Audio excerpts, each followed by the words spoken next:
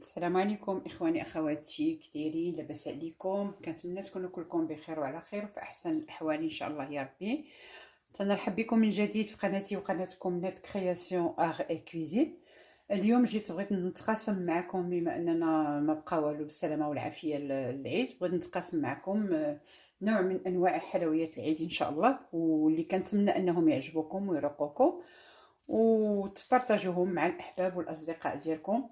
واللي غادي يزور القناه ديالي اول مره كنتمنى انه يضغط على زر الجرس باش يوصلوا الجديد. وبالنسبه للمتتبعات والمتتبعين ديالي كنقول لهم شكرا لهم بزاف على التتبع وعلى الدعم ديالهم ليلي وعلى تعليقاتهم الجميله اللي كتطلع عندي. وكنقول لكم كنتمنى ربي ما يحشمنيش معكم ونبقى دائما نجيب لكم الجديد. اذا على بركه الله غادي نبداو هاد الحلوه ديال هاد النهار اللي غنحتاجو فيها 300 غرام ديال الدقيق الفورس الابيض المغربله بطبيعه الحال. هنا عندي 300 غرام ديال الزبده اللي غتكون بحراره المطبخ، اي نوع الزبده بغيتيو تستعملوا. عندي هنا 150 غرام ديال السكر ثقيل، سكر كلاصي. غنحتاج اصفر بيضه واحده، ساشيه ديال الفاني، اللي بغى يديرها يديرها واللي بغى يستغنى عليها يمكن له يستغنى عليها، لان نديروا نكهه واحده اخرى. هنا عندي نص معلقه ديال خميره كيماويه ديال الحلويات. وهنا عندي 2 معالق ديال ياغورت ديال سيترون الحامض. اذا على بركه الله غنبداو في الخليط ديالنا. هذا نوع من انواع الحلويات اللي غادي نديروا له حشوه من بعد. اذا نبداو في الصار اللي هو الاول في العجينه هي الاولى، ومن بعد خليكم معايا باش نوريكم الحشوه اللي غادي نعمر بها هذا العجين هذا. على بركه الله نبداو. ناخذ اناء فاش غادي نخلط، نوضعوا فيه الزبده ديالنا،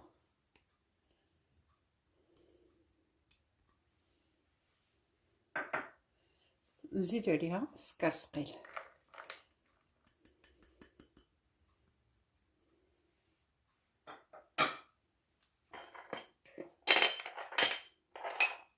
نخلطوهم بجوج.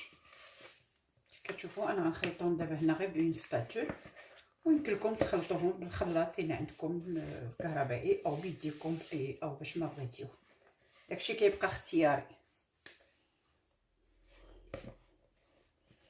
غادي نحاول نخلط الخليط حتى ينسجموا لي هاد العناصر بجوج بهم، وعادي ان شاء الله نكمل معكم العناصر الاخرى اللي مازال.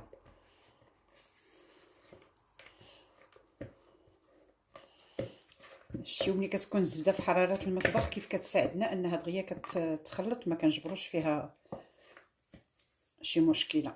نتوما شتيو دغيا كتعرك. اذا هنا غادي نضيف الخليط ديالي صفر بيضه واحد، غادي نضيف له ساشي ديال فاني وحده، غادي نضيف 2 ديال معالق ديال ياغورت بنكهه الحامض. واللي بغى يدير اي نكهه هو حر، بغيتيو تغيروا ديروا نكهه اخرى ديال البنان ولا ديال فاني ولا اللي بغيتيو.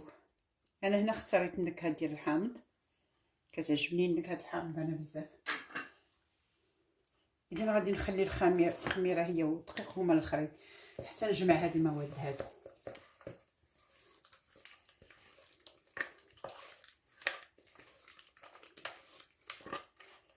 دونك باش ما نطولش عليكم لا فيديو، انا غادي نخلط العناصر ديالي ونرجع عندكم.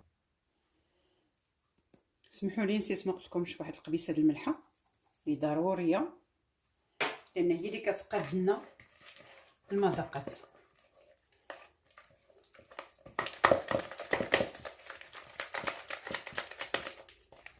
هنا غادي نبدا نضيف الدقيق ديالي شويه بشويه. عندي هنا قلت لكم 300 غرام ديال الدقيق اللي ما غادي نزيد عليها حتى شي حاجه. المقاسات اللي عطيتكم هما اللي غادي نديرو بالضبط، ما تزيدوا ما تنقصوا. بسم الله واحد الله.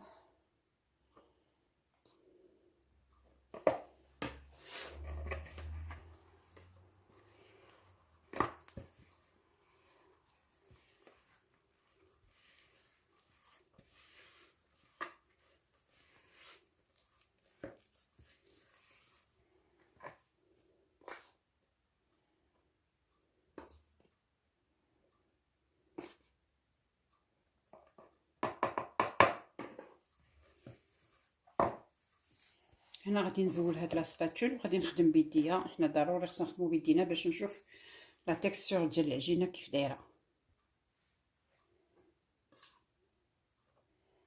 كنبقاو نزيدو الدقيق ديالنا شويه بشويه حتى كنجمعو الخليط ديالنا كله.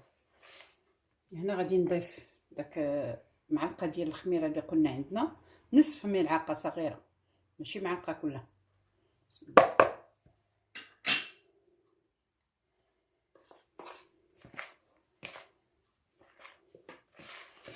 على فكره هاد العجينه هذه اللي كنخلط دابا يمكن لكم تستعملوا بها اشكال متنوعه كثيره، يمكن لكم تخدموا بهم حتى لي فون دي طارت الا بغيتيو.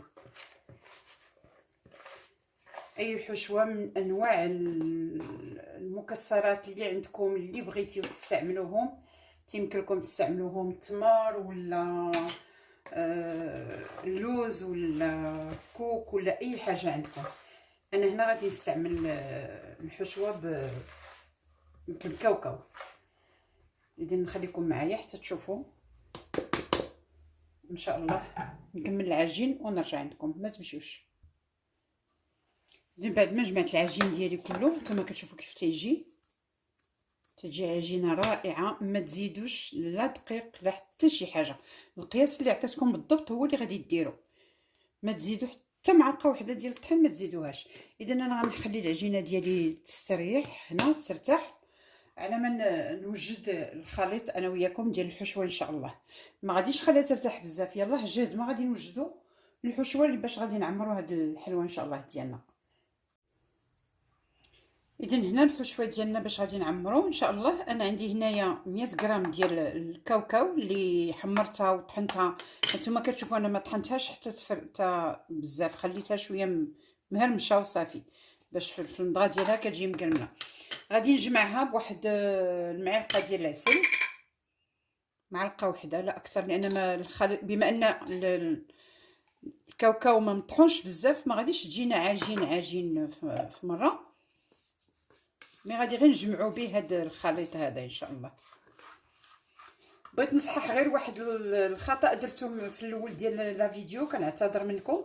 ان بالنسبه للزبده والسكر كلاصي درت 150 غرام ديال الزبده و50 غرام ديال السكر كلاصي لا اكثر. سمحوا لي انا قلت لكم درت 300 غرام، راني غلطت، هي درت 300 غرام ديال الدقيق. هانتوما كيف كتشوفوا الخليط ديالنا يلاه تيتجمع، ما تيتجمعش كاع في مره، ما تيوليش عجين. نزولوا المعلقه ونجمعوه بيدينا احسن.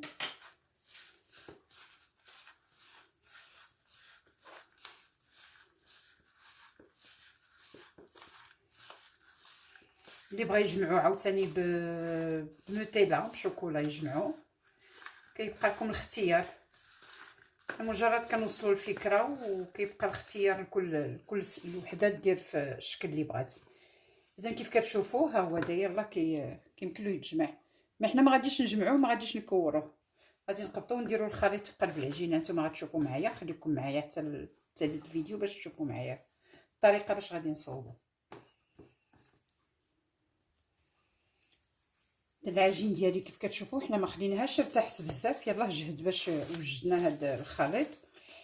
غادي نخليها هكذا في البلاستيك ديالها، بلاستيك اليمونتير، وغنبقى ناخذ غير شويه د العجين اكويره صغيره نبسطها هكذا بين يدي كيف كتشوفوا في الكف ديال يديا بهذه الطريقه هذه. غادي نحتاجوا لهذا المرشم هذا، واللي ما عندوش هذا المرشم بغى يخدم شي مرشم اخر بشي طريقه اخرى كيبقى الاختيار. غناخذ شويه د الحشوه وغادي نوضعو في الوسط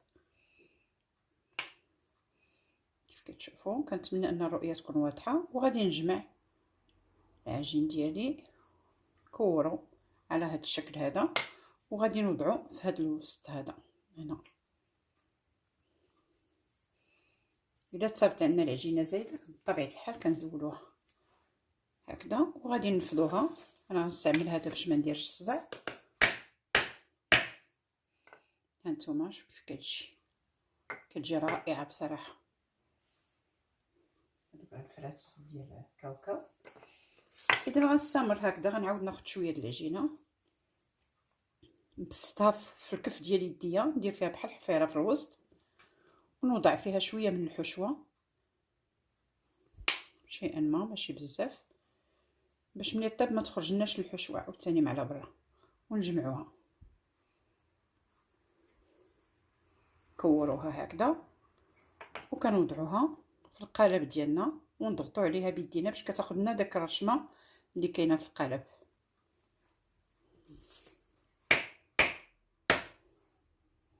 هانتوما. اذا انا غنستمر على هذا الحال، وغادي نرجع ان شاء الله عندكم نوريكم النتيجه النهائيه. ما تمشيوش بعد حيت مازال كاين ما يدار. اذا اخواني اخواتي، بعد ما كملت الحلوه ديالي كلها، غادي ناخذ داك الصفر ديال البيضه اللي خليت، لان كنا استعملنا بيض البيض. الصفر استعملته في الخليط في العجين، والبيض حتى في الطبيخ زدت معاه واحد المعلقه ديال الحليب، وغادي نخدمو مزيان باش غادي ندهن به الوجه ديال هاد الحلوه هادي ان شاء الله.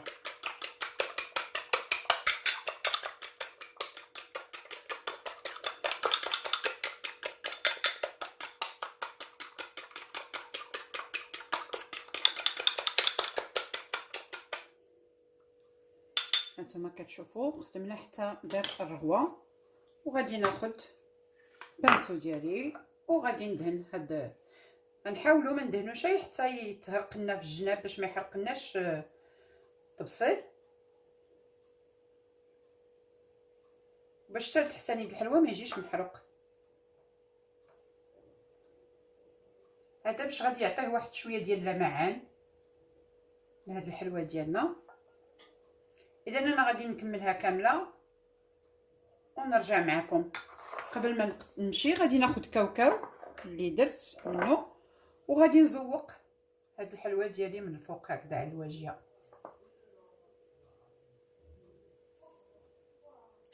كنتمنى تكون الرؤيه واضحه. على العموم انا غادي نوريكم بحال هاد الشكل هكذا كيف كتشوفوا هكا. هانتوما انا غادي نكمل هادشي كله وندير الطبسيل ديالي في الفران اللي راه كيسخن على درجه حراره 180، وان شاء الله نرجع معكم باش نوريكم النتيجه النهائيه ديال هاد الحليوات اللي صوبنا اليوم مع بعضياتنا.